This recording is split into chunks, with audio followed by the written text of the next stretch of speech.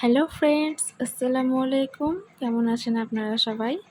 আশা করি ভালো আছেন। আমার ছেলেকে আমি ডিম আর চামচ দিয়েছি, দেখছি ওর ডিমটা বাদ দিয়ে চামচটাই নিয়েছে।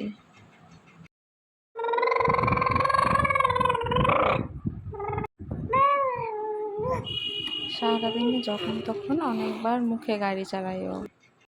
আমি ট্রলির কাপড়গুলো বের করে আলমারিতে গুছাচ্ছিলাম, এদিকে দেখি ও কখন এসে ব্যাগের মধ্যে ঢুকে গেছে।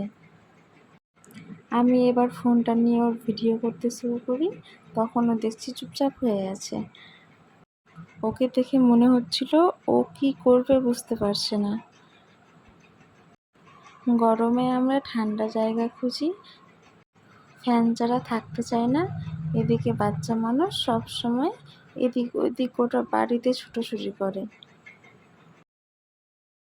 গরমে ঘেমে গেলে একটু পর পর ওদের শরীরের ঘামগুলো মুছে দিতে হবে। বিশেষ করে শরীরের ভাঁজগুলো, যে জায়গাগুলোতে বাতাস লাগতে পায় না, সেই জায়গাগুলো মুছে দিতে হবে। না হলে কি বাচ্চাদের সেই জায়গাগুলো সবসময় ভিজা থেকে থেকে র্যাশ বেরিয়ে যেতে পারে।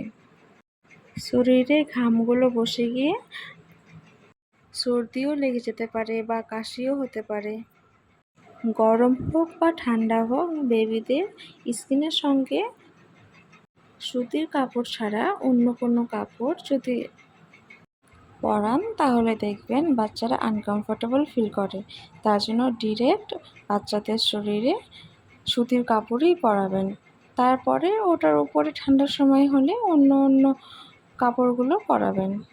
অবশ্যই বাচ্চাকে একটার পর একটা লেয়ারে কাপড় পরাবেন, একেবারেই মোটা কাপড় পরাবেন না।